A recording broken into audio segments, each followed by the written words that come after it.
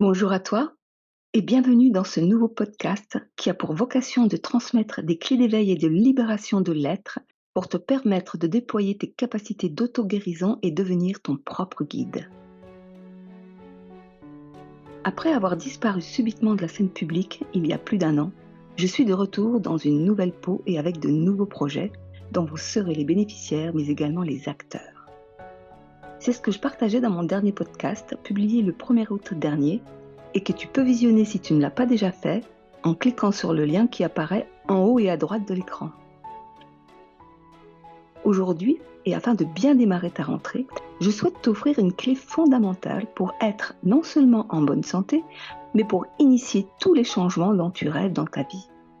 Pour cela, je vais revenir un petit peu plus profondément sur ce qui m'est arrivé et le pourquoi j'ai disparu aussi longtemps. Si les malheurs n'arrivent jamais seuls, ils sont toujours une opportunité de mutation. En effet, et cela rejoint le thème de cette vidéo, lorsqu'une difficulté arrive, elle est toujours le signe d'un déséquilibre et donc d'un besoin de changement et de renouvellement. Cependant, pour que le changement puisse se produire à l'extérieur, il faut déjà qu'il se produise à l'intérieur. Et pour qu'il puisse se réaliser à l'intérieur, nous devons impérativement nous arrêter, faire une pause, lâcher prise. Et selon l'importance de la difficulté, ce temps de pause sera plus ou moins long, de quelques minutes à quelques jours. Mais si pour une raison ou une autre, nous refusons cette pause et que, plutôt d'accueillir la difficulté, nous luttons contre elle, alors la difficulté se transforme en problème, voire en épreuve qui peut parfois durer quelques années. Cependant, forte de cette connaissance acquise dans l'expérience de ma vie, je me suis laissée surprendre et anéantir par une difficulté générée par une situation que nous avons tous subie, le confinement. D'un seul coup, en mars 2020, tout s'arrête, s'immobilise, se fige. Voyageuse dans l'âme, je suis obligée de me poser, de me sédentariser, de me confiner même. Et pendant que le monde tremble à l'extérieur et laisse émerger secrets, mensonges et manipulations en tout genre, mon monde intérieur fait de même. En effet, la folie ambiante, l'isolement, l'enfermement, le masque, l'étouffement, l'emprise psychique, la confusion des informations, tout cela rejoue le chaos de mon enfance. C'est comme une bombe qui explose et réactive les traumatismes de l'inceste vécu lorsque j'étais enfant. J'étais loin de me douter qu'ils étaient encore là. Et pourtant, ce traumatisme me fait vivre l'obligation vaccinale comme un véritable viol.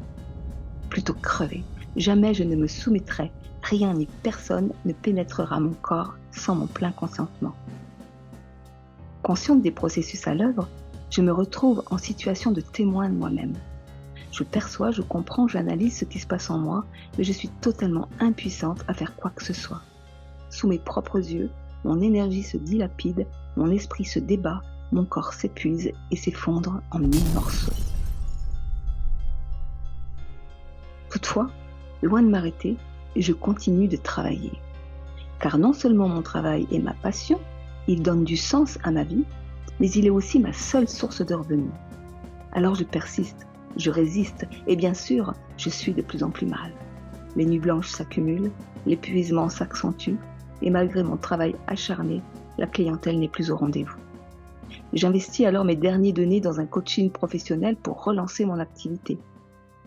Mais finalement, tout cela me conduit fin 2021 au burn-out. Mais la dégringolade est loin d'être finie.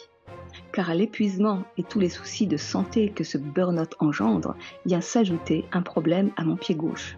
J'ai mal, je boite, et début décembre 2022, je me résigne à subir une opération qui s'avère très douloureuse. Je souffre dans mon corps et dans mon âme. Je perçois clairement le message de la vie qui me demande de m'arrêter, et en me clouant au lit, m'empêche de marcher et de conduire aussi bien ma voiture que ma vie. Mais si je m'arrête, je n'aurai plus un sou, et sans le sou, je ne pourrai plus ni manger ni me loger. En tous les cas, ce sont les peurs qui sont réactivées plus d'un scénario déjà vécu de l'âge de 17 à 24 ans et dans lequel, après avoir fui ma famille pour survivre, je me suis retrouvée mendiante et SDF. Je suis donc possédée par l'injonction de rester forte, Et après un premier arrêt maladie de 2 mois, je recommence à faire des vidéos sur YouTube et me remets en mouvement. Mais là, catastrophe. Ce sont mes dents qui foutent le camp, puis le pied droit qui me fait à son tour souffrir, et pour finir, une maladie auto-immune qui me saute dessus. Cette fois, c'en est trop. J'entre en dépression et ne supporte pas qu'à 60 ans, après tout le chemin parcouru, d'être dans cet état de décrépitude. Pour la première fois de ma vie, je me retrouve en arrêt longue maladie, puis au RSA, et finis encore une fois sans logement. Tout d'abord en colère contre la vie et le monde entier, je finis par lâcher prise et j'accepte de lever le pied, et même les 2 pieds, pour prendre le temps de me remettre en santé. La vie m'apporte alors des solutions, et notamment une maison prêtée gracieusement dans le sud de la France. Là-bas, n'ayant plus que mes mains de valide, je me suis mise à écrire et à rêver à ma nouvelle vie. Aujourd'hui, ma santé va beaucoup mieux, et lorsque je vois la métamorphose que j'ai accomplie, je me dis encore une fois, waouh, que la vie nous aime. Car quitte à déclencher des cataclysmes et à nous mettre carpette, la vie cherche toujours à nous faire accoucher de nous-mêmes et de notre plein potentiel.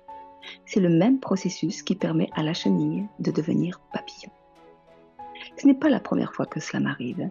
J'ai de nombreuses fois traversé ce processus dans lequel à chaque fois j'ai cru mourir, mais au final, tel un phénix renaît de ses cendres, je me suis relevée toujours plus grande et plus forte.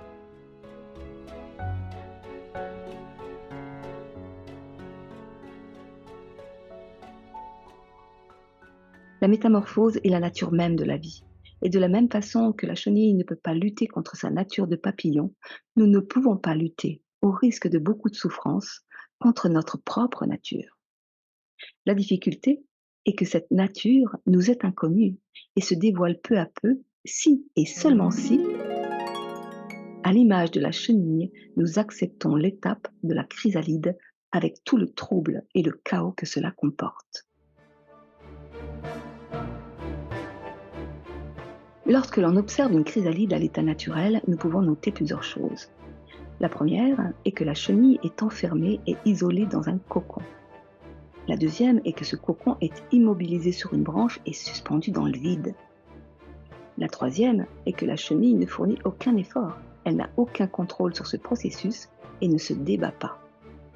Et la quatrième est qu'elle ne sait pas ce qu'elle va devenir. Le résultat lui est inconnu et elle ne se fixe pas d'objectif.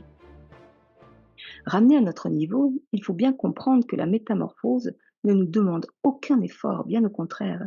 Elle nous immobilise, nous suspend dans le vide, nous demande de lâcher prise, de nous ouvrir à l'inconnu, d'accepter de ne pas savoir, de se sentir perdu, triste ou en colère, bref, de traverser le chaos afin de laisser la vie faire son œuvre et permettre à nos nouvelles ailes de pousser. Dans mon dernier livre intitulé Réenfanter l'humanité, l'inceste, la loi et le sacré, dont je vous ai parlé dans mon dernier podcast, j'aborde en profondeur ce processus de métamorphose et d'individuation de l'être. En effet, et peu de personnes en ont conscience, c'est l'interdit de l'inceste qui, en tant que loi de la vie, gère ce processus de métamorphose et nous permet de passer de l'état de chenille à celui de papillon. C'est donc cet interdit qui nous permet d'enfanter notre être essentiel et de déployer nos ailes et notre plein potentiel. Mais lorsque cet interdit est transgressé, alors ce processus d'individuation et d'expansion est empêché. Et non seulement la personne reste coincée à l'état de chenille, mais elle croit fermement qu'elle est une chenille et qu'il faut fournir beaucoup d'efforts pour devenir un papillon. Or, il n'y a aucun effort à faire pour devenir papillon, mais beaucoup pour ne pas l'être.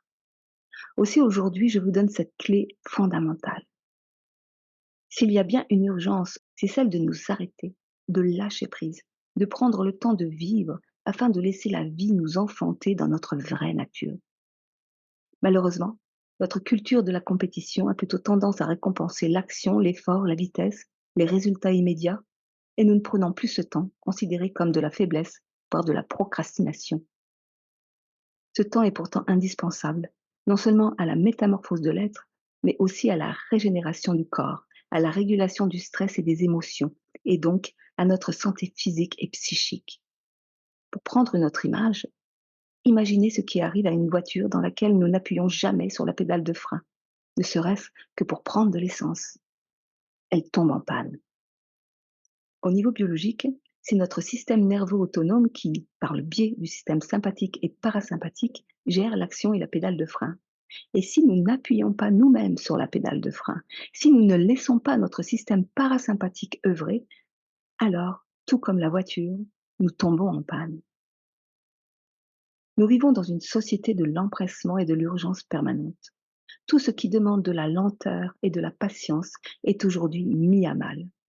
Regardez le sort réservé aux femmes enceintes, auquel notre société octroie le temps d'arrêt de travail le plus court d'Europe.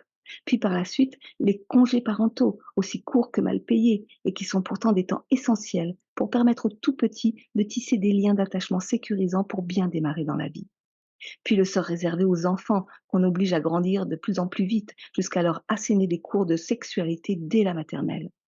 Puis le sort des personnes âgées que l'on enferme dans des lieux en dehors de la société. Pourtant, tous ces individus que notre société oppresse portent en eux une sagesse immense, celle des cycles naturels de la vie, de la gestation, de la naissance, de la croissance et de la mort, soit le cycle de la métamorphose et de l'enfantement de l'être. Dans le même sens, on nous demande aujourd'hui d'endosser toutes les casquettes. Il faut être compétitif et efficace partout et dans tous les domaines. Ainsi, on arrive à des situations totalement paradoxales. Par exemple, les professionnels de la santé et du bien-être se doivent être avant tout des entrepreneurs compétitifs et afin de vous convaincre, ceux-ci n'hésitent pas à vous promettre des résultats rapides, efficaces et dans des temps records. Or, sans remettre en cause l'efficacité et le bien fondé de ces méthodes, si vous n'apprenez pas à faire respirer votre corps et votre vie, autrement dit, à prendre le temps nécessaire pour déployer par vous-même votre énergie vitale, vos ressources et votre potentiel personnel, autrement dit, pour déployer vos ailes de papillon libre et audacieux, alors vous resterez dépendant d'autrui et deviendrez un client fidèle de ces techniques de l'urgence. J'ai envie de vous partager une petite phrase d'Albert Jacquard datant de 2007 lors d'une émission sur France Culture dans laquelle il s'exprime sur la notion de compétition et prend une métaphore qui concerne la course automobile. C'est magnifique que Renault ait gagné, mais réfléchissez, c'est ridicule. Pourquoi faut-il dépenser tant d'argent pour tourner en rond le plus vite possible? Je reviendrai sur tous ces sujets puisqu'ils constituent le cœur de mon livre et demandent à être développés. Mais tout de suite, j'aimerais terminer ce podcast en vous parlant de mes nouveaux projets, car tout processus de métamorphose implique une renaissance et du renouveau. Mon premier projet, et vous l'aurez compris si vous avez visionné mon dernier podcast, concerne l'édition et la promotion de mon livre que je souhaite auto-éditer et pour lequel je sollicite votre soutien financier par le biais d'une cagnotte dont je vous donne le lien dans le descriptif de ce podcast. Vous pouvez aussi soutenir ce projet en faisant circuler cette vidéo et en vous abonnant à la page Facebook que j'ai créée et qui est dédiée à la promotion de ce livre. Mon deuxième projet est d'initier ma transition professionnelle vers de nouvelles perspectives qui sont en lien avec le sujet de mon livre et consiste à apporter de la clarté sur le sujet de l'inceste dont les représentations sont souvent confuses, voire erronées. Ce projet s'articule autour de 3 grands axes. Informer, éduquer, guérir. Dans cette intention, je mets en place plusieurs choses. La première, c'est de l'accompagnement auprès des particuliers et des professionnels pour lequel j'adopte une nouvelle posture qui est celle de mentor. Pourquoi mentor?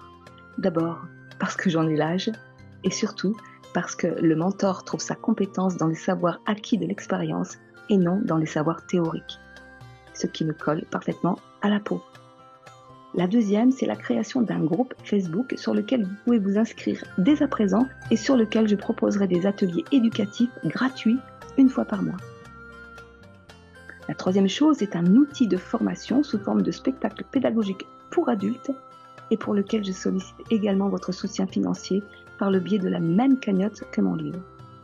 Et puis il y a ce nouveau podcast dans lequel je ne cesserai de vous dire que le monde a besoin de papillons libres et audacieux. Je vous mets tous les liens dans le descriptif de ce podcast et je vous dis à très bientôt.